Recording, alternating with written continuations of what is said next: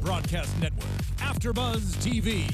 Over 20 million weekly downloads in over 150 countries, and your number one source for after-show entertainment.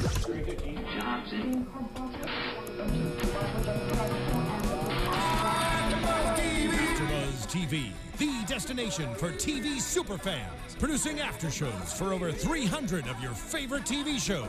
Interviewing celebrities and showrunners. And bringing you behind-the-scenes exclusives. All thanks to E! Entertainment's Maria Menounos, producer Kevin Undergaro, and internet leader Akamai.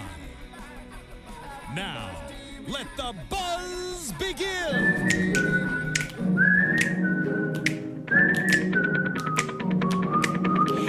If you're watching the show right now, you must be a fan of ABC's Castle.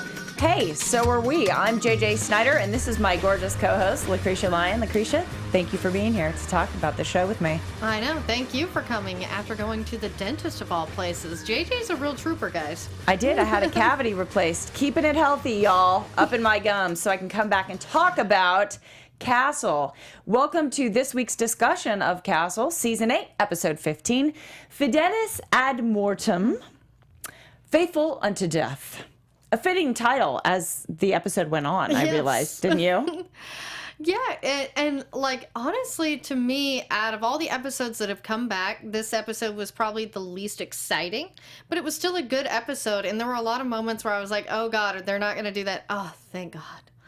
Like with Castle and Beckett, I was like, okay, let's not go with this will they or won't they get back together nonsense, but then they stopped it, and so I was glad. That's interesting to me that you didn't think it was so exciting, because I thought it was a really cool episode. I mean, we definitely took a detour into kind of Beckett's world. It was like Beckett's episode. So I thought it was just awesome. I thought it was like a super strong episode. Yeah, I really liked, the girl that she was mentoring, Decker. I liked that little relationship there because you could see that Beckett saw herself a lot in this girl. And so that was good to see a woman actually want to mentor another woman. Like, in this strong female world, they tend to forget that, we all need somebody. It was very interesting for her, too, to be in that sort of mentoring role. So before we get to all that, because that is awesome, a little bit of maintenance. Hey guys, if you are watching on YouTube, please, subscribe, give us a thumbs up. That's how we keep things free and awesome for you here at AfterBuzz TV. And if you're listening on SoundCloud or iTunes, thank you for listening, and please give us a thumbs up because it makes Lacretia and I so happy. I'm J2 Snyder on Twitter and Instagram, and we are watching the live feed right now, plus love hearing from you on Twitter. By the way, the Tokes cookie contest, if you haven't seen it 2 weeks ago, Tokes Olagundaye was here on the show with us. We started a cookie contest. It's on my Twitter feed. She's going to send somebody Castle swag.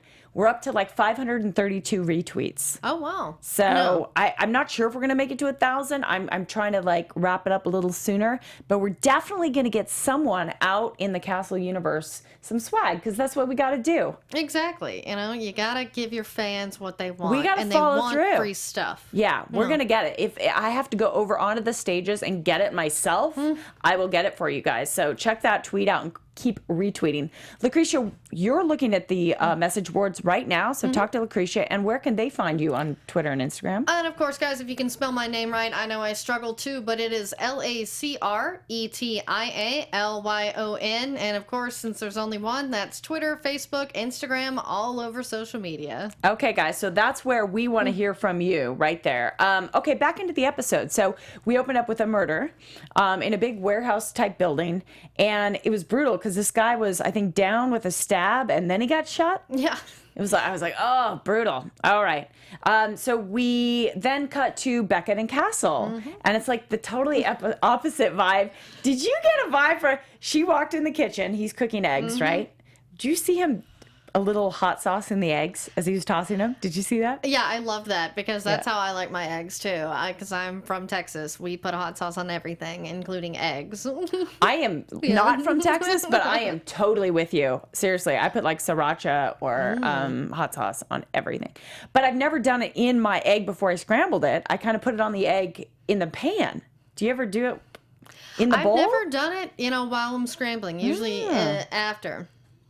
It's the Richard Castle technique. We're gonna have to try that, you guys. Yeah, for sure.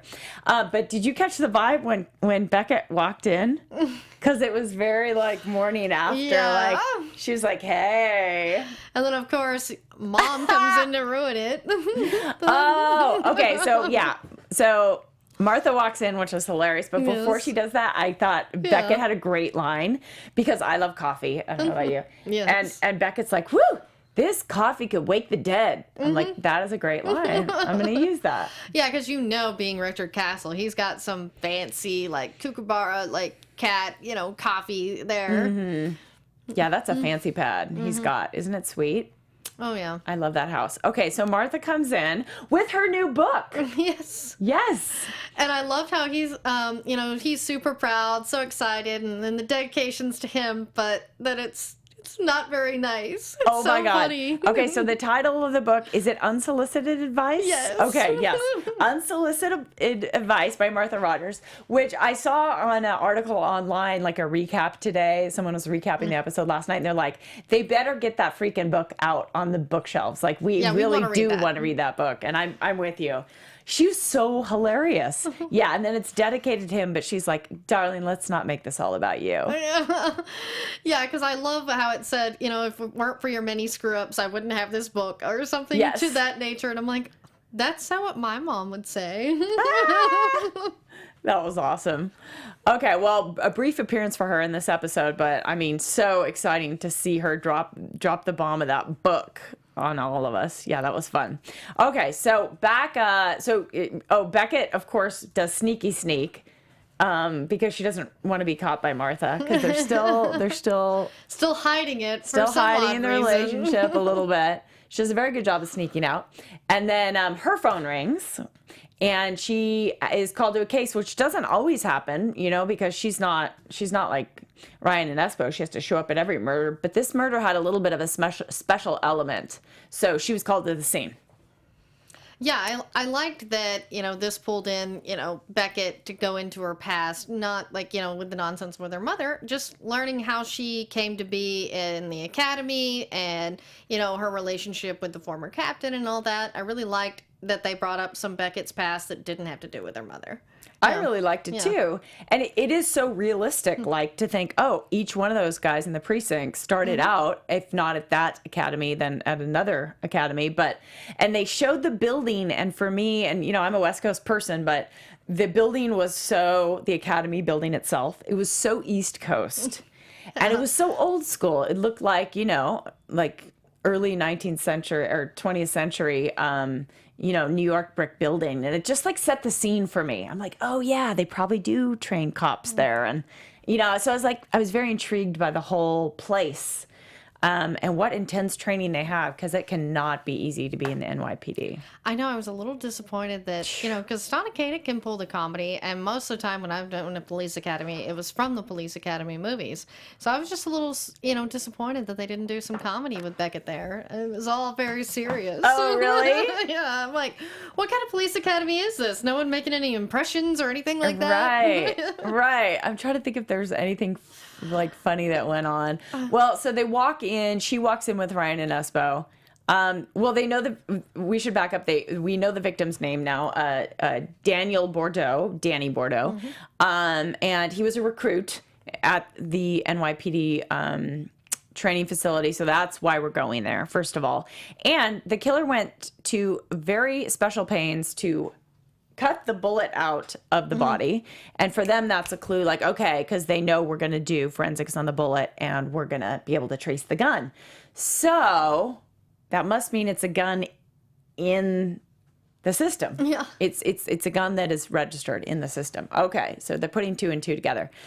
Okay, so Daniel Bordeaux, he it's sad because here's this up and coming guy and all of a sudden he comes up dead. So, all right, so Beckett's on this one too because it's like her alma mater, right?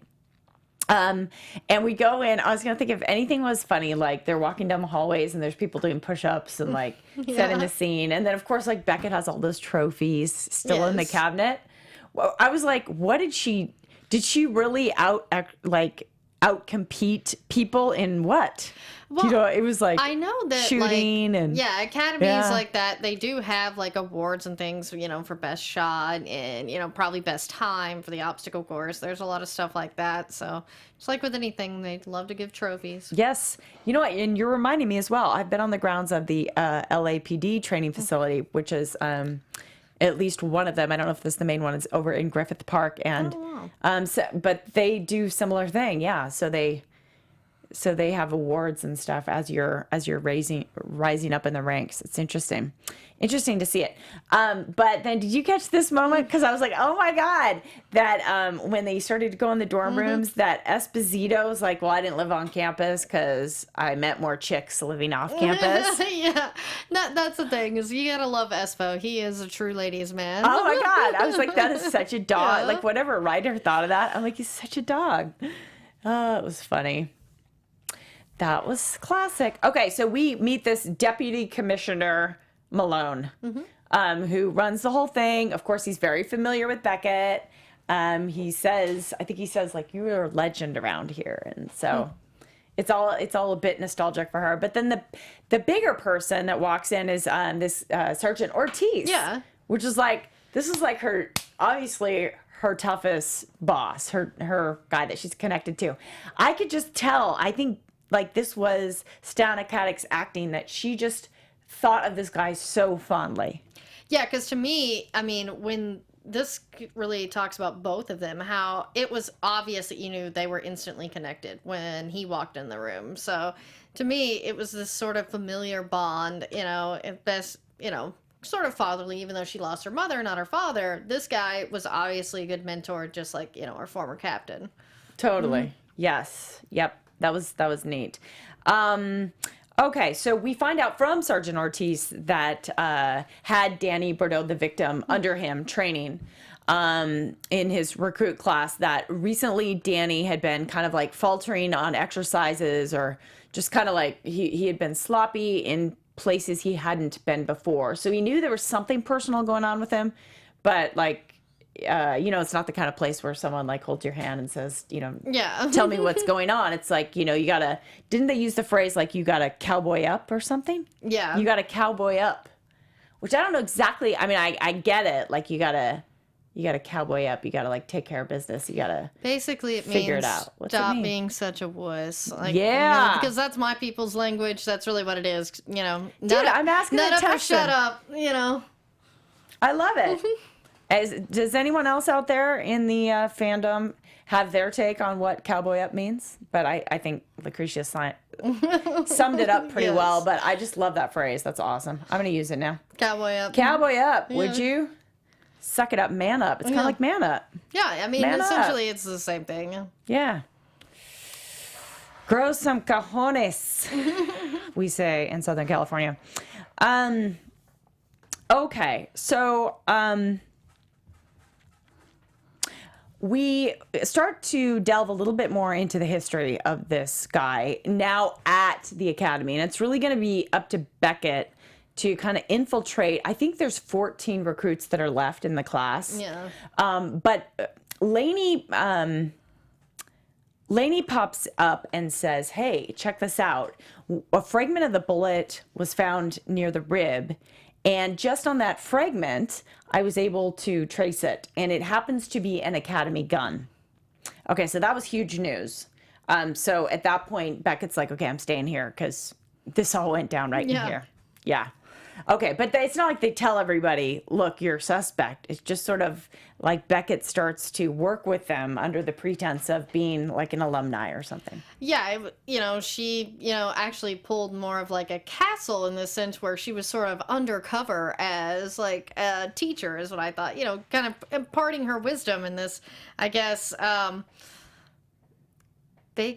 you know, class that she's doing just to kind of interrogate them without them knowing. Because, yeah, I was like, oh, anybody think of a better word than I fake love that. class? Yeah. She pulled a Castle. Yeah. Like when he's done that was before. Was a French chef the other week. And, yeah, we've seen him fake so many roles. Oh, my gosh. You're right. That's exactly what she did. Okay. So we find out a little bit more also that Danny had a little bit of an interesting history. not a likely police recruit because he grew up without parents and in a neighborhood that was actually known for its mobster activity. So that was kind of interesting. The Irish mob specifically. Okay, so as Beckett then starts to work with these recruits, first she does this interrogation. Yes. Which I was so nervous for the people. They were so terrified to be interviewed by her. But she starts to look around the room. And I think that Ryan and Espo have just given her the information also that they found out something about a boxing match across the street. Yeah, so there were 4 recruits that were at a supposedly watching the boxing match all together at this gym. And so she's trying to, like, pick apart. Because, yeah, like they said, that alibi was flimsy at best. So to figure out, out of those 4, Beckett was looking at them to see, which one of them was going to cave or, the weakest links. And that was what I really liked, is she was watching their facial expressions and their body language. Because that's what really tells what people believe. See, I just think that's part of, like, a lot of why I like this episode is just, like, Beckett's story, like, her acting. It was so on point. Like, she was completely listening and figuring out and using her, like, heightened detective skills that you think, oh, my God, how could she seriously be reading into what these people are saying right now? But she was. Yeah, because to me, again, that was something that Castle usually does. So we saw Beckett do 2 different things. The more observational, like Castle is, and the same thing with the coming in here and being someone undercover and really reading these people. So it was interesting to see that. That's a good point. That's a very good point. Funny, too, I think they ruled out a couple of the recruits, too, had gone to do karaoke. Yes. Because they had bracelets on their wrists or something from it, or a stamp. Yeah. Yeah, because those are hard to get off, right? When we go to those bars that they have to stamp you, and so everybody knows where you went. So she pulls up a gal who gets a little nervous, and then she starts looking over at this girl, Rachel Decker. She puts her in the hot seat. Rachel comes up, totally interrogates her, and then she looks around the room and she sees a really nervous guy. Yeah. And she mentions something about the steroids, and that guy gets up and bolts out of the class. I'm looking for his name right now. Do you remember it? I don't remember. Well, he was a young, handsome recruit, and he had really short hair. I think his name was Chambers, I think. That's exactly what it was. Yeah. Yes! Good one, Lacretia. Yeah. That's exactly what it was. Chambers. Yeah. And it was so funny because they were panning on the students, and then you got to him, and he was like, oh, God. Bleh. And then there was a sweet takedown in the hallway because Ryan and Espo totally got him. Wasn't that awesome? Yeah, that was so funny. And to me, it's just, we all know this guy was just doing steroids. We know he's not going to actually be a suspect because it's never the first person you suspect. I know. I was going to say, it could only be because it's too early in the show. Exactly. Right. But he did get cuffed. And, okay, so then what we find out is, like, of course, it's just a little more complicated, that he was selling steroids. Victim found out about it. And he paid off the victim to not say anything? Is that how it went? He paid off Daniel not to say anything. Okay. Yeah, because he needed the money for, of course, the next thing to find out that, Decker is a mob boss's daughter. Right. Essentially. Right. And she doesn't want people to know because they wouldn't respect her. They obviously probably wouldn't let her in, but she has no ties to him, so... Yes, so we start to find out, like, the academy's a little dirtier. They got some few side deals going on. But it clears Chambers as well. And then, that's the next big realization is that Decker is actually the mob boss's illegitimate daughter. That was a trip. That kind of changed everything. I mean, I knew she was going to be the focus of the episode, kind of. But didn't that just sort of switcheroo? You're like, huh? Honestly, it seems like a very obvious story to me because I watch General Hospital. But so I'm used to the mob. Oh, and the cops, their kid, So I'm pretty sure Castle, since he loves his soaps, that's probably where they got that, Oh, funny. Okay, so then a lot of the focus goes on this Decker. And... that actress was really interesting. I don't know why, but I found myself thinking a lot about, like, wow, how did they cast her? And I mean, she had a lot of really intense scenes, and the camera was, like, really up in her face. you know, I mean, obviously she had to have the right look to be like a mobster's, you know, an Irish mobster's daughter, and also the right age to be a recruit. And I was just kind of fascinated by her. Yeah, because I don't know if anyone in the chat roll knows her name, but yeah, I wasn't able to find it on IMDb either. So I'm curious as to who this actress is. And Always Partners said that they would like to see Decker in some future episodes. And I agree, like, this character obviously could come back, and Beckett could be mentoring her. That would be a good, you know, side story for Beckett, and bring a little bit more female blood into the NYPD. Well, I think we're definitely going to have to find her name now. Yeah, because it was a different sort of relationship for Beckett to find. I mean, yeah, Beckett's not really the mentoring type necessarily. And she really sort of, it kind of showed to me, I was thinking, God, we really are 8 seasons into this, that Beckett can be experienced enough, you know, be captain now to look back and be someone else's mentor. You know, because it's not like she's that much older than her, but she's got a whole, you know, wealth of experience at this point. So it's kind of interesting. I think you're right. I think we could bring that girl back, that character. Well, because also, I mean, Ryan has been involved with Undercover with the Irish mob. So, you know, there's a lot of potential there, especially, you know, and maybe bringing her into working with Ryan, you know, on the Irish mob, because we don't really get a lot of Ryan episodes, so...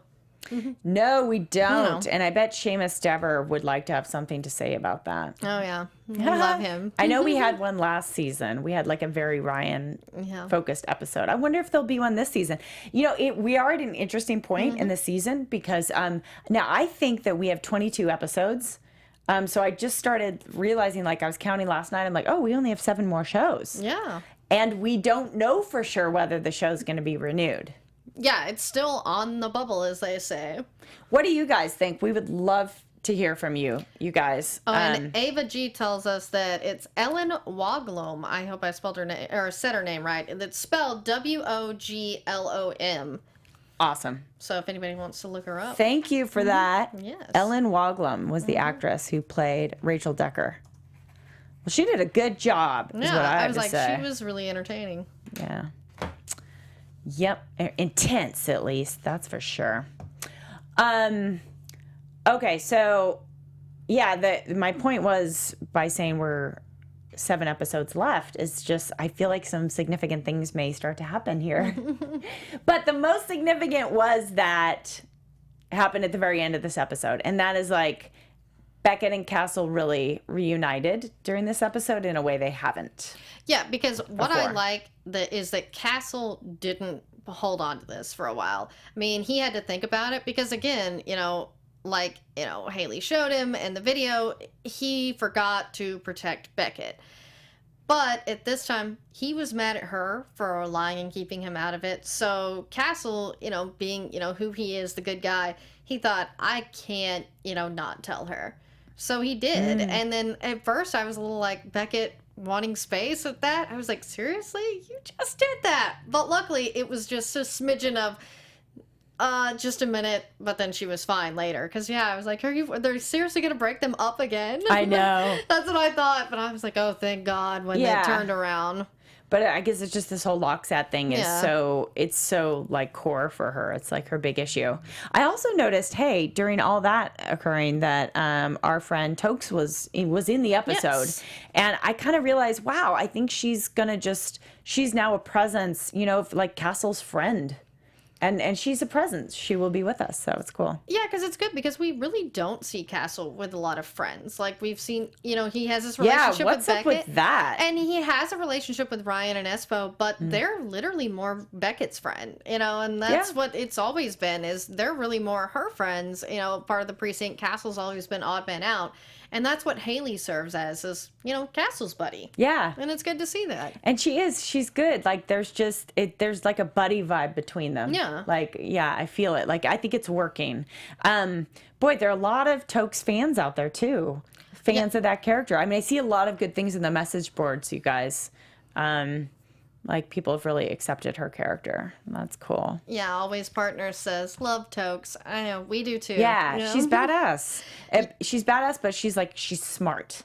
I like how smart she is. Yeah, and of course about season 9, Tracy D said, I think we will have a season 9 because we have a new Nikki Heat book coming out, so it makes sense to have a season 9. Plus there's plenty of stories to tell. So yeah. I mean, their contracts do run out after this, but it's not like they can't renew. It's not like they can't renew. That's right. And I think we find out in like April or May, perhaps.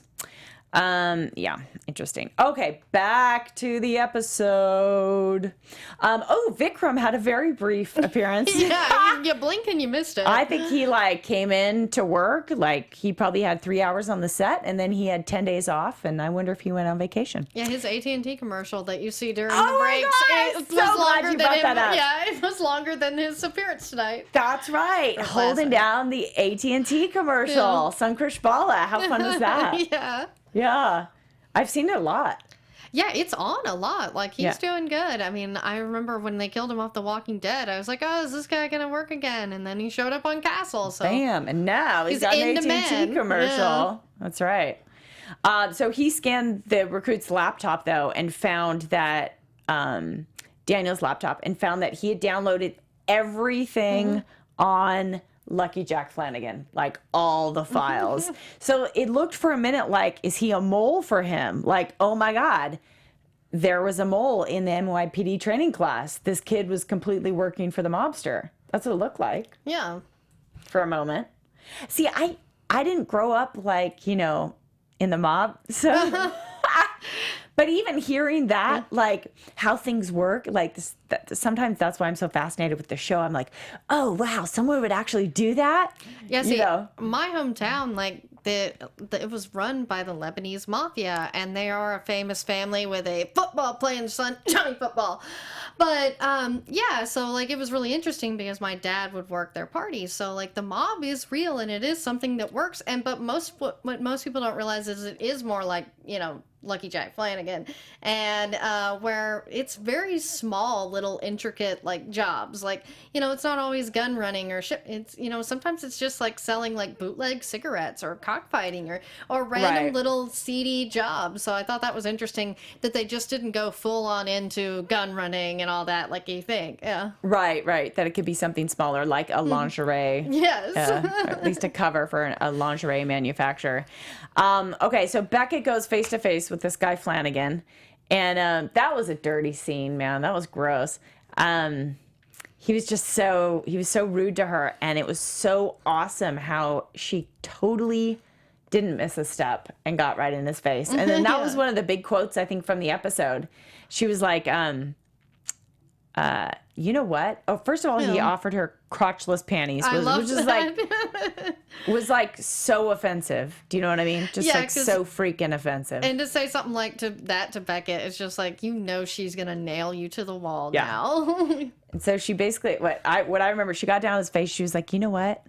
It's the cockiest ones that are actually the easiest to get. So like, this is awesome. Bring it on.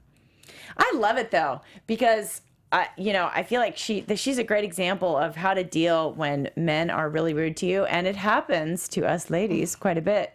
It's good to see someone just like get back right in someone's face and not even have them, be like upset by it or something. Yeah. You go, Beckett. Right? Yeah, she didn't take offense. She just was like, I'm going to nail you to the wall. Yeah. So he was a bad guy, but as it will turn out, not quite as bad as we thought. No, he's Lucky not a Jack murderer. Flanagan. He's just a mobster. Right. That was an interesting development. Okay, so back with Decker and Beckett. Decker is kind of explains now the whole tie-in that our victim was her boyfriend, that he actually wasn't a mole, that Lucky Jack Flanagan had been trying to then, once he found out his daughter was training to be in NYPD, he obviously tried to get a hand on her and manipulate her and have her work for him. And she was like, no, I'm not having that. So the boyfriend very lovingly intervened, and that was probably not a very good idea. No, that's the thing, is love doesn't meet the mob all the time. I mean... No, not a good scene. So we had some surveillance video, as we often do.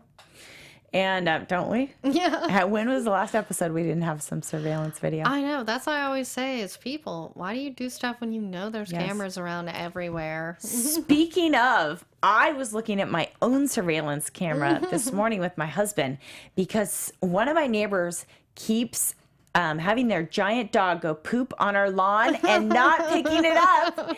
And okay, once in a while, that doesn't bother me, but it's like consistently happening. So, and I'm sure some of you guys can relate to this. So my husband and I are like, let's look on this surveillance and see if we can see who it is. We couldn't find the person. So we think don't it know must have who's happened the last pervert. night. No, but I'm leaving a little sign because it's just like, it keeps happening. It's like, oh my God, please pick up your poop. Yeah. I know. Yeah. Those are my problems. Beckett and Decker have much bigger problems. Okay, because they put a wire on Decker, which I thought was so scary. Yeah. Because you don't want to be caught with a wire in the mob. That's just like, okay. And she's only a recruit. I mean, and I think Yeah. they kept mentioning that, but then Beckett's like, no, she can do it. She Yeah. had confidence in her. I know everyone else was a little bit nervous. Yeah. So they're watching. Well, did you notice too? They called it a wire, but really it was like, it kind of seemed like it was a video wire.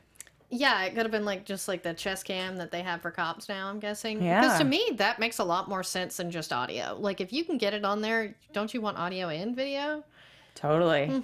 But then, if you're a criminal, anyone you're talking to, you're going to Yeah. be scanning them for. Yeah, I'd be looking like with women and necklaces and all that. You're like, no, yeah, well, that would be suspicious to me. Like everyone, if I was a big criminal. Well, right? Yeah, Yes. Yeah. Yep. But I hear you. Totally.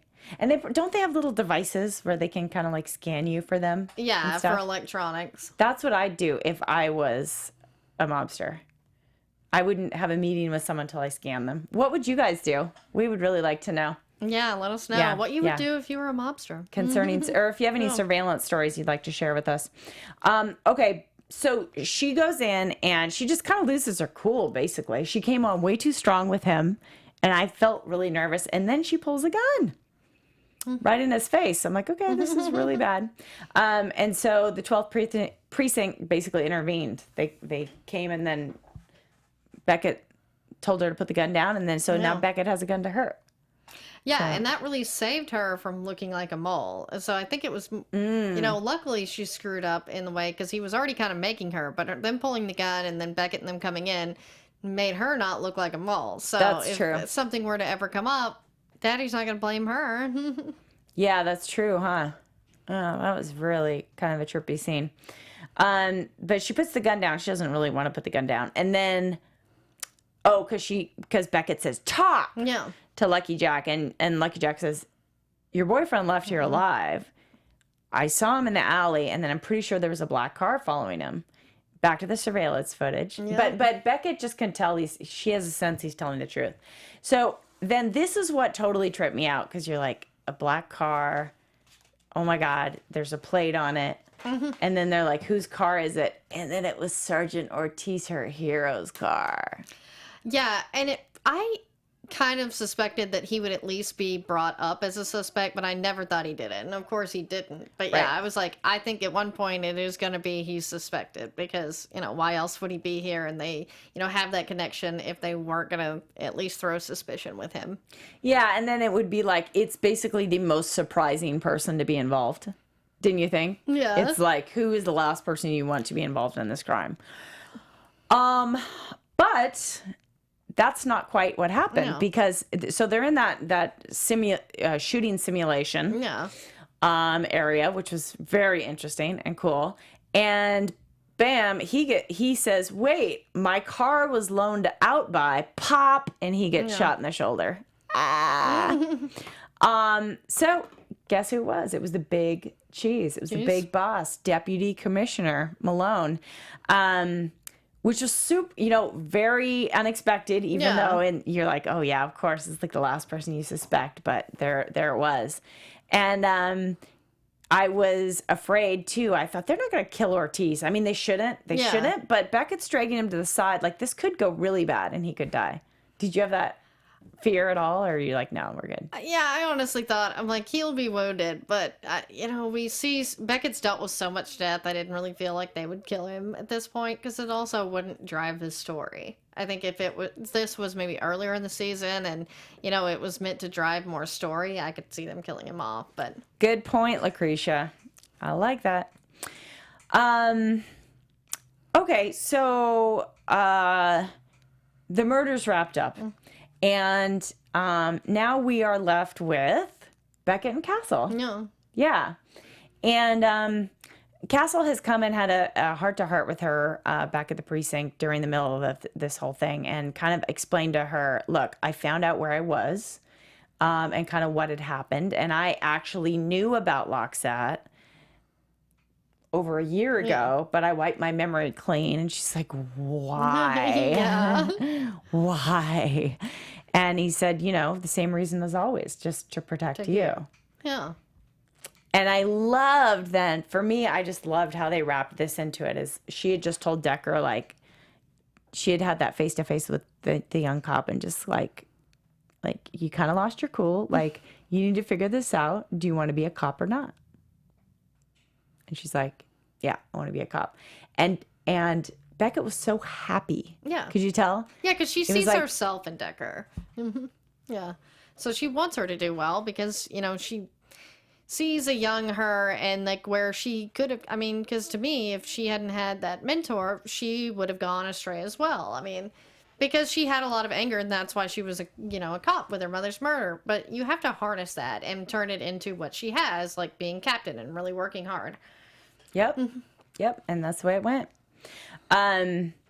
So I love that also through watching Decker, I think that Beckett had the realization, like, this is really tough. It's really dangerous, this path, and you don't have to do it alone. And then she kind of like went right to Castle and was like, I don't want to do this alone. This whole Loxat. Like, yeah, let's do this together. Yeah, that's why I was glad that they didn't drag out Castle knowing, and then that's why he had wiped his memory, and that Beckett didn't drag it out. Like, it was like, no, obviously you two just stay together, work together. That's what you do best. Yes. So it took a long time, you guys, but I think they're finally reunited and on the same team. And I think all of you guys, all the fans out there, are on the same team, that we're glad that this whole shenanigans of them being apart can be over. So now will they reveal it to the other characters? I think it only makes sense because, yes, the sneaking around makes it hot, I guess, to them. Obviously from the opening scene there. But the thing is it's almost silly at this point. It's like, okay, just let everybody know. You're no longer in danger. You're both on the same page. Yep. Amen to that. Did you notice the preview for next week? I know. A little bit. Looks fun. It's going to be a fun episode. Season 8, episode 16. Yeah, I think it'll be back to more playful. This was a little more serious than we had been, but, you know, we'll be back to the playful Castle side there. I think so, too. And I think Javi is going to have some fun stuff next week. So. Oh, yeah. Yes. Yeah, that's the thing is we'll have our Javi episode. Yes, And Steven Suwin has hashtag casket back at it. I like that. Casket back at it. We love it. We're going to use it. Casket back at it. You know what's been really fun is reading all the replies to Tokes' visit. So many of you guys have given us shout outs and talked about her visit. So that was super fun. Keep them coming. And we'll see if we can get another guest in here. What do you think of that? I know. That's what I'm hearing. We need a guest for sure. Anything else, Lacretia?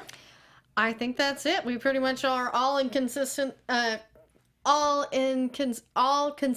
here in the chat, if I can get it out here, that Team Casket.